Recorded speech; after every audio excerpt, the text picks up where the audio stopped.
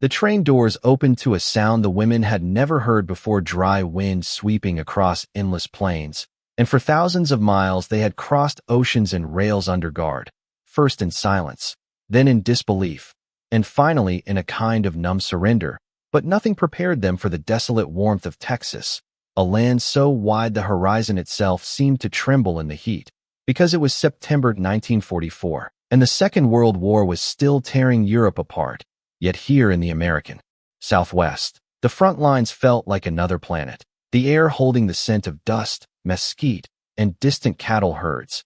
And among the 200 German women stepping off the train, many of them nurses, auxiliaries, and civilian workers swept up by Allied arrests in France. One of them, Lilette Weber, just 23 years old and the daughter of a Munich carpenter, paused at the foot of the wooden steps and let her boots hit the Texas ground for the first time, sinking slightly into a crust of ochre soil, and she squinted toward the sun, that glaring white disk that seemed ready to burn straight through her eyelids, while around her the women murmured quietly, "Is so heiß.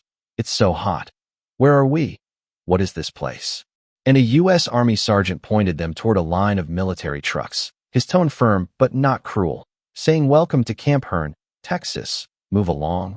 Ladies, stay in formation," because Camp Hearn was one of more than 40 major POW camps scattered across the United States, most of them holding German soldiers captured in North Africa or France. But the chaos of war had swept some German women into this system: 2 Army nurses, Red Cross workers, clerks from abandoned headquarters, and for the Americans they were simply another category to manage, while for the women themselves this was exile. And as the trucks rumbled away from the rail siding, Lilette watched miles of open ranchland flow past, sun-soaked fields, distant windmills, fences stretching into eternity, and she felt weightless, suspended between worlds, the Europe she had lost and this strange land of dust and sky. And beside her sat Annalise, a timid 19-year-old who had served as a field hospital assistant near Cannes, clutching her bag as if it might float away, whispering, "Do you think they will put us to work?" And Lilette answered softly, "Yes. I think that's the point," not knowing how right she was. Because when the convoy approached the outskirts of Camp Hearn, the women saw rows of low wooden barracks neatly spaced behind fences topped with barbed wire, guard towers rising at each corner, and an actual cowboy on horseback watching the convoy pass with his hat tilted low, his horse shifting lazily beneath him. And the strangeness of it was overwhelming. Yet inside the camp the atmosphere surprised them even more, because the guards were disciplined but polite, distributing water canteens, escorting the women to assigned barracks that were neat and clean, and though the fences loomed overhead, the camp carried an unexpected air of routine rather than fear, and for Lilette kindness in captivity was always unsettling. So that evening, after intake processing, when she stepped outside into the cooling air and the Texas sky had deepened to a dark crystalline blue with stars appearing one by one, like scattered lanterns, she heard voices drifting from nearby barracks, women laughing nervously at their first American meal, others writing letters that would take months to reach home, and from beyond the fence came different sounds: the gentle lowing of cattle, the rhythmic creak of a windmill pumping water, and faint guitar music drifting from ranch houses bordering the camp. Music unlike anything she had heard on German radios, slow and wandering, touched with melancholy and dust, and the song rose and fell with the wind as though the plains themselves were singing, and Lilette found herself standing still and listening, not knowing that this music would shape her future more than any uniformed guard or barbed wire fence, because Texas was not Europe, and life here, despite the war, did not follow the rules she knew. And within weeks American ranchers would begin requesting volunteer labor from the camp, because cotton fields needed hands and cattle drives needed cooks, and the Army approved it because supervised work was better than idleness. And that is how the unimaginable would begin: POWs and cowboys side by side, German women and American ranch families sharing wagons and tools and long hours under the same sun. And Lilette Weber volunteered for these work details partly out of necessity and partly out of restlessness, because she preferred hard work to sitting in a barracks thinking about Munich under fire. And the first day outside the camp, the landscape stunned her again, with dry grasslands stretching like a faded quilt beneath a wide blue sky, windmills standing in the distance, hawks circling above, nothing in Germany resembling any of it. And the women rode in a flatbed farm truck guarded by two calm but watchful MPs. And as they approached a cattle gate, they saw local ranchers' waiting hats pulled low, shirts sun-bleached, hands scarred by work, and the first meetings were awkward. German accents colliding with Texan drawls, smiles hesitant and gazes cautious. But in the world of cattle and cotton, work was a universal language, and Lilat shoveled grain beside a rancher's wife named Martha Caldwell, a sturdy woman with silver hair coiled under a kerchief, who noticed Lilat struggling with the dust and said gently, "You'll get used to it, Texas dust gets in your bones." And Lilat managed a small smile and replied, "I think it already has." And by noon, when the wind kicked up carrying sand and the smell of sagebrush, the ranchers offered water, shade, and lunch-thick sandwiches, peaches from jars, iced tea so cold the jars sweated in the heat, and though prisoners and civilians sat apart and supervised, by the second week greetings grew warmer, by the third conversations began, brief and cautious but human, and by the fourth the women realized something extraordinary. Not one local treated them with hatred. Because to Texans the war was far away, while neighbors, anyone working on their land, were close. And inside the barracks, each evening the women waited for letters from home, long delayed, censored, often heartbreaking, with one letter to Annalise describing bombed neighborhoods in Hamburg, and another telling a woman named Clara that her brother was missing on the Eastern Front, and Lilat received news that her father's workshop had burned, because firestorms had no mercy even for carpenters. And some women cried quietly into their blankets while others stared at the ceiling, hollowed by worry, and the guards knew not to interrupt, because in those moments Texas felt impossibly safe, almost shamefully so, a place where cattle slept peacefully while entire German cities burned in the night. Yet this contrast war in Europe, peace in America, became the strange bridge between the prisoners and the Texans, who saw in these women suffering not enemies but daughters and sisters far from home. And then one afternoon in April 1945, while sorting equipment under a barn awning, Lilat saw a cowboy approach, tall, sun-weathered, perhaps 25 years old, a rope hanging from his shoulder, his boots marked with dried mud, and he removed his hat politely and said, "Afternoon, ma'am. I'm Caleb Turner. My folks run the North Pasture. You're working up here today." And when Lilat replied that they were cleaning and repairing the feed bins, he said, "You're doing fine work. My ma appreciates it." His eyes holding a kind sincerity she had not seen since leaving home, and she struggled to find the English words to say simply, "Thank you. We try." And Caleb tipped his hat and returned to his horse, an interaction of mere seconds that lingered in her mind all night, because a cowboy had spoken gently to a German prisoner, and the war had never felt so far away. And by summer something subtle had shifted, so that the prisoners were no longer novelties, but familiar faces. Lilat, who worked hard and said little. Annalise, who laughed nervously but sang in a beautiful voice. Clara, who had learned to braid rope better than some ranch hands, and the Texans had changed too, because war news from Europe, Hitler's suicide, the surrender in May, reached them with relief rather than vengeance, and the women were now prisoners from a defeated nation. But defeat did not look like hatred. It looked like tiredness and loss. It looked like young women waiting for ships that would someday return them to a home in ruins. And for many Texans, hospitality was a reflex, not a choice. If a stranger was hungry, you fed them. If someone worked on your land, you thanked them. And if they were suffering, you offered comfort. And these small acts, innocent and humane, were the seeds of what would grow between these two people standing on either side of a fence. And then came the Texas summer, arriving not with a gradual warming, but with a sudden, unforgiving blaze. And by June 1945, the fields shimmered in heat. Fence posts cracked in the sun, and the air buzzed with cicadas that seemed to echo across the plains like distant engines. And for the German women at Camp Herne, it was a season of contradictions, because the war in Europe had ended, yet they remained prisoners. Victory had been declared, yet home felt further away than ever. And camp officers explained the delay as administrative processing, that surrender had not magically produced ships nor cleared the seas of mines. So repatriation would take months, perhaps a year, and until then life continued under the same fences and the same rules. But something in Lilat had begun to change, because she had grown used to the sound of American boots on gravel and the drawl of Texan speech and the rhythm of ranch work.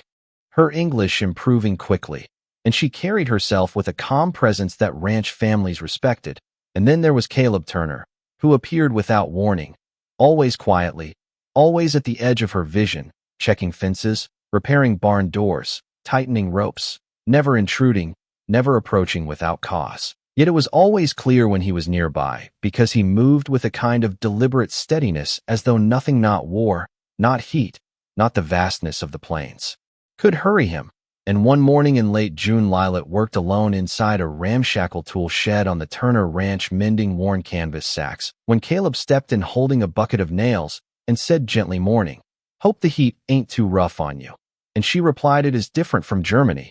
And he chuckled softly, saying, "Different from anywhere, I'd wager." And when she glanced at the bucket and said, "More repairs, always," he answered, "The land don't stop for war." And then he hesitated, as though choosing his words carefully before saying, "You do good work. My ma says you're quicker with a needle than most cow hands with a knife." And Lilet felt a faint flush rise in her cheeks, because praise from a cowboy was not given lightly. And she said, "I learned to sew from my father. He made furniture, upholstery too." And Caleb nodded, saying, "A craftsman, then I reckon you take after him." But she didn't answer, because her father's shop, reduced to ash by Allied bombers, was a memory that struck like shrapnel. And Caleb seemed to sense the shift, removing his hat and holding it against his chest, saying quietly, "I'm sorry. I didn't mean to stir something painful." And she whispered, "You did not know." And a silence settled between them, not awkward, not heavy, but respectful, a kind of silence that acknowledges loss, until the guard called for her to move on. And before leaving, Caleb said something simple and unexpected: "If you ever need a rest from work, our porch has shade. You can sit a minute before heading back. Just ask the guard." And it was a small offer, a human one. But in the life of a prisoner, humanity was rare enough to feel like treasure. And in the weeks that followed, Lilet found herself speaking more often with Caleb, never alone, never unsupervised, never in a way that broke the official rules, but enough to fill the long Texas days with something she had not felt in years: presence, attention, a sense of being seen. And Caleb asked about Germany, not with judgment, but with genuine curiosity. What was Munich like before all this? What did you do before the war took it all? And she told him about narrow cobblestone streets and wooden toys in shop windows and the church bells that framed her childhood. She spoke of winters so cold the Isar River froze, and summer festivals and evenings when her father carved wood while her mother read by lamplight. And Caleb listened intently, as though carving each detail into his memory. And in return, he told her about Texas, its storms, its long drought years, the nights when coyotes howled so close to the ranch house that his mother locked the doors twice. He spoke of cattle drives lasting 10 days and dancing at the county fair, and his brother who had served in Italy and returned with eyes that seemed older than his years. And their stories were different, yet strangely parallel: two lives shaped by war in ways neither had asked for. And one afternoon, after hours repairing torn feed sacks, when the guard allowed the labor crew a few minutes of rest before the truck returned them to camp, Lilet found herself drifting almost unconsciously toward the Turner porch, where Caleb was there drinking water from a tin cup. And he rose when he saw her approach, because Texans were raised that way. And he said, "You look worn clean through." And she replied truthfully, "I am." And he motioned to a wooden chair, saying, "Sit, the sun can't reach you here." And they spoke quietly about the weather, about work, about nothing and everything. Until, without intention, Caleb asked the question that would change everything: "What will you do when they send you home?" And Lilet opened her mouth, but no words came, because Germany was rubble and her father's shop was gone and her family scattered and the future was a void. And she whispered, "I do not know. Germany feels like a ghost, but I do not belong here." And Caleb studied her face carefully, his expression softening, and after a long pause said, "Well, if you ever find yourself with nowhere to go, Texas has a way of making room." And it was not a proposal and not a declaration, but it was something real, an opening, a possibility, a future not defined by war. And as the truck arrived to return the women to camp, Lilet realized something she had not allowed herself to feel in years: hope not for survival, but for life. And then one afternoon in early August, while working beside Caleb near the feed bins, news reached the ranch from a dusty mail truck bouncing along the dirt road: a letter from the War Department for the Turner family. And Caleb read it slowly, lips barely moving, then folded it in silence. And Lilet watched from a distance and felt that something was wrong before she knew it. like a cold gust passing through the heat. And hours later, as the labor crew gathered tools to return to camp, Caleb approached and stopped a few feet away, still keeping the proper distance demanded by regulations, and said quietly, "My brother, you remember, I told you he served in Italy. He passed away, wounds from the Apennines." The letter came today, and the words struck with the slow weight of a falling tree, and Lilat inhaled sharply and said, "I am so sorry." And Caleb nodded, jaw tightening, saying he was all I had left besides Ma. And silence followed, heavy and respectful. But the silence also carried another truth that Lilat recognized with painful clarity, because she understood loss intimately and completely. She had seen it in her father's burned shop, in the rubble of Munich, in the empty chairs at her mother's kitchen table. And she said, "I wish I could offer more, but I have only words." And he answered, "Your words are enough."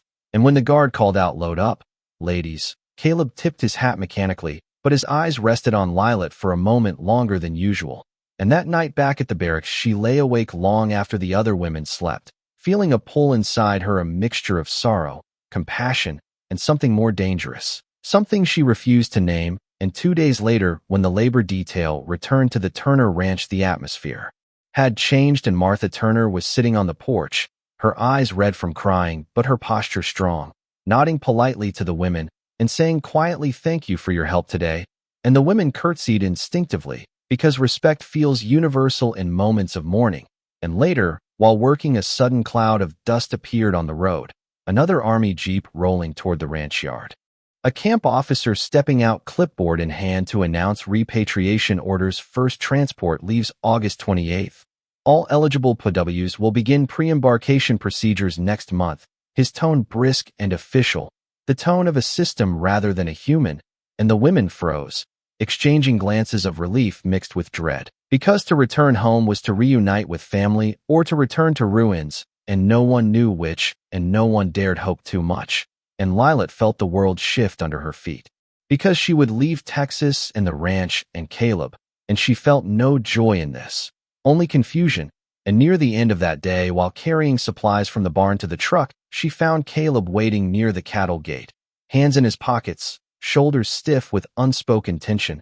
And he said, "Word reached town, they're sending y'all home." And she replied, "Yes." And he asked, "Germany's broken, do you have anyone left there?" And she said softly, "A mother, if she survived the bombings." And he asked, "And your father?" And she hesitated and said, "Gone." And Caleb nodded slowly, as though confirming something he already suspected. And the wind shifted, warm and dry, smelling of cut hay. And he asked, "What do you want, Lilat?" And she said finally, "I don't know, Germany feels like a ghost, but I do not belong here." And he looked at her then, fully and openly, saying, "I don't know where you belong, but it doesn't feel right that you're being sent across an ocean to start from ashes." And she exhaled shakily, saying, "My life is not mine to choose." And he stepped back, but said, "Just know you'd be welcome here, if choice ever comes." And before the guard shouted, "Load up," Caleb said one last thing, word she would carry into the night and into the weeks ahead. There are fences in this world, but not all of them are meant to keep people apart.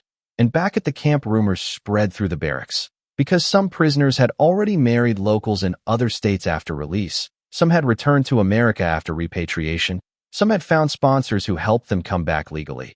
But such stories felt distant and impossible. Yet Lilat could not stop thinking of the way Caleb looked at her, not with pity, not as a prisoner, but as a woman with a future she was beginning to want more than she dared admit. And then on the night of August 26th, there was a commotion in the camp, a sudden arrival of officers, guards checking paperwork, baggage being inventoried, because the transport ship had been moved up and departure was now August 27th at dawn. And whispers filled the barracks, "They don't want trouble. They want us gone before any civilian attachments form." And Lilat felt her chest tighten as fate closed in. And at dawn on August 27th, the truck rolled toward the Turner Ranch one final time, not for work, but to collect tools and sign off on completed tasks. And the sun was barely risen when Lilat stepped off the truck, and Caleb was waiting, having risen before dawn, standing tall and composed, but his eyes revealing the truth of how much he feared this moment.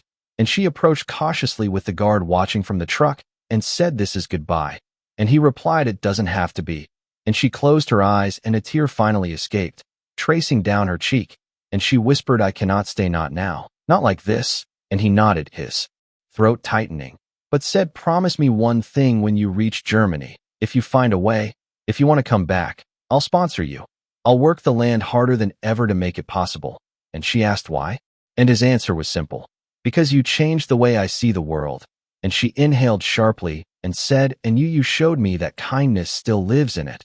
And they stood in silence, the whole world shrinking to the space between them, until the guard called time to go, and Caleb stepped back.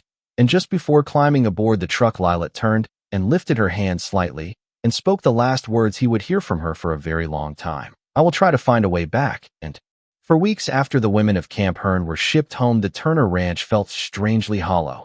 The cottonwood tree rustling the same way it always had, the wind sweeping across the pastures with its familiar dry whisper, the cattle bellowing at dusk. But there was an absence now, a quiet that had not existed before, and Caleb moved through his days repairing fences and tending the herd and hauling feed. Yet even Martha noticed the way his eyes lingered toward the road each morning, as if expecting a truck that would never come again. And on the evening of September 12th, Caleb sat alone beneath the cottonwood tree as dusk painted the fields amber, and he pulled a small folded leaf from his shirt pocket, the cottonwood leaf Lilat had picked up the day they spoke their parting words, which he kept pressed inside his Bible between the pages of Exodus, and he whispered into the quiet, "Did you make it back?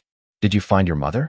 While in the ruins of Munich, Lilat arrived on a cold gray morning in late September, stepping off the transport ship among thousands of returning POWs. And Munich was unrecognizable, blocks of stone lying like broken bones, streets vanished into cratered scars, buildings leaning like charred skeletons, smoke still lingering in some quarters as the ghosts of fires long extinguished. And she breathed the air of home and found it tasted of dust and endings. And she spent weeks searching from one refugee center to another, following fragments of information and rumors and names scribbled on handwritten lists pinned to church doors. And on the 73rd day, she found her mother, thinner, hair streaked with silver, eyes weary but alive, and they embraced with a mixture of relief and grief. And her mother asked the question all mothers ask returning daughters, "Did anyone hurt you?" And Lilat answered truthfully, "No. In Texas, they treated us with dignity." And late one night, by the weak light of an oil lamp, she unfolded a sheet of writing paper and began the letter she had been composing in her mind for months. "Dear Caleb, I hope this reaches the Turner Ranch, if it still stands," describing the ruins of Munich and her search for her mother and the colder world she had returned to. And at the bottom she wrote, "I do not know what the future holds, but I want you to know that I meant what I said. I will try to find a way back." And she folded it carefully and walked it to a post station running on borrowed power and sheer human will, knowing many such letters never made it across the ocean, but sending it anyway, because war teaches people not to expect miracles, yet sometimes one arrives anyway. And on a warm afternoon in January 1946, Caleb trudged up the ranch road with a sack of feed over his shoulder when Martha called from the porch, "Caleb, there's a letter for you." And when he saw the postmark reading München, U.S. Zone, Germany, his heart jolted, and he took the envelope from his mother with shaking hands and sat down on the porch steps in the winter sun and read every line twice, a slow smile forming one his mother had not seen since before his brother's death. And Martha watched quietly from behind the screen door and asked gently, "Is it her?" And he said yes, and she asked, "Is she all right?" And he answered, "She's alive, and she wants to come back." And his mother stepped onto the porch and laid a hand on his shoulder and said, "Then we'll help her," meaning every word of it.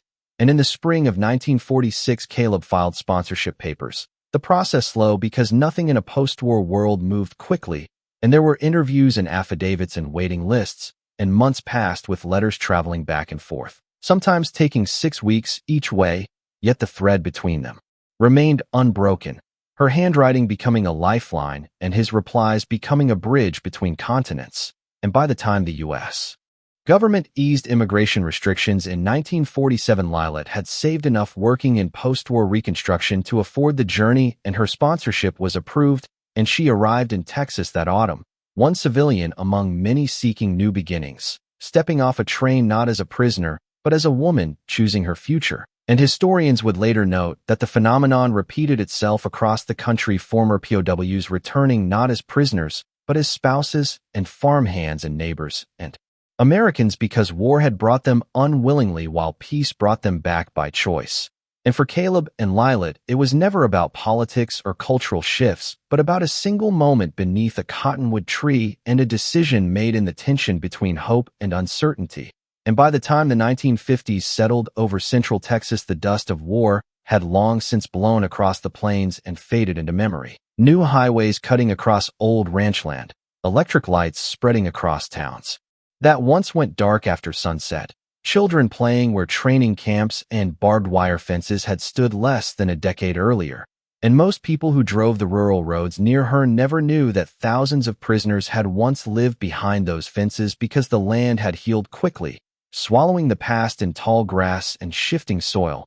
And what remained were only fragment stories tucked into local memory. Photographs fading in shoe boxes, a few surviving barracks on distant farms used now to store tools or hay, but some stories endured because they did not belong to nations, they belonged to people. And one of those stories lived quietly in the Turner Ranch house just outside Hearne, where Lilat Weber, no longer a prisoner, no longer a refugee, sat on the porch on summer evenings with her hands folded in her lap, watching the red sun sink behind the mesquite trees, and beside her sat Caleb Turner, older and stronger, and still carrying the calm steadiness that had first drawn her toward him beneath the cottonwood tree years earlier. And sometimes at dusk, when the heat softened and the first stars appeared, Lilat would think of Camp Hearne as it had been, the barracks washed in moonlight, the smell of dust and laundry soap, women whispering to one another about home, the guarded hope that tomorrow might bring something kinder than the day before, and she remembered the fear of not belonging in any world. Too German for America, too changed for Germany. A woman suspended between two homelands, shattered in different ways.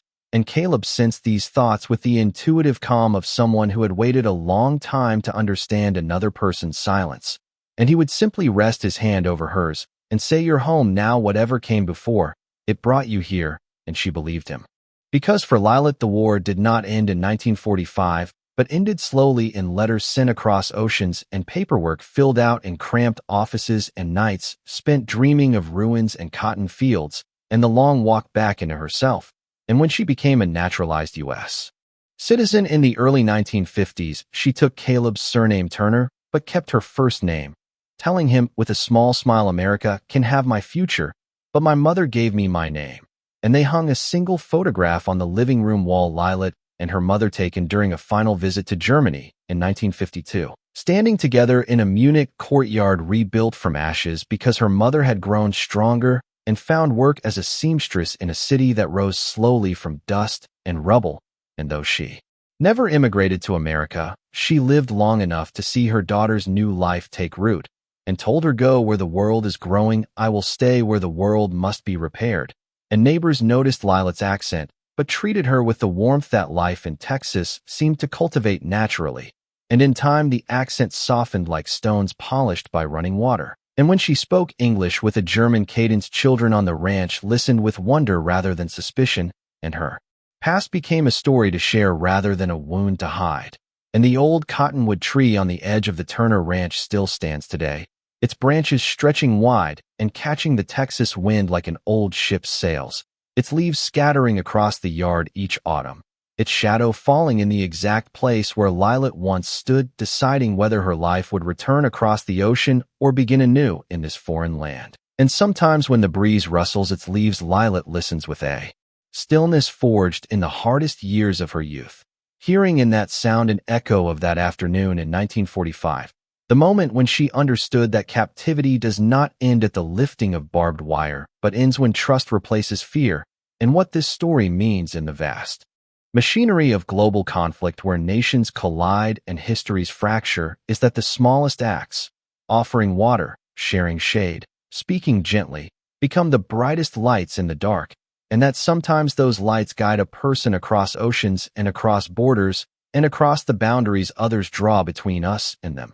And that a war brought Lilat Weber and Caleb Turner together while humanity kept them there. And their story ends not with war, but with peace, not with loss, but with love, not with the barbed wire that once separated them, but with an open porch where they spent the rest of their lives watching the Texas horizon, knowing they had built a home not from victory or defeat, but from compassion, Because sometimes the world that divides nations cannot stop the quiet, stubborn human urge to connect. And sometimes kindness shown in a cotton field under the Texas sun can alter the course of two lives and prove that even in the wreckage of the worst war the world has ever known, the story does not have to end in ruins. Sometimes it ends with the sound of a screen door opening on a Texas ranch, a woman stepping out into the sunlight, and a man who once met her as a prisoner welcoming her as the future he had always hoped for.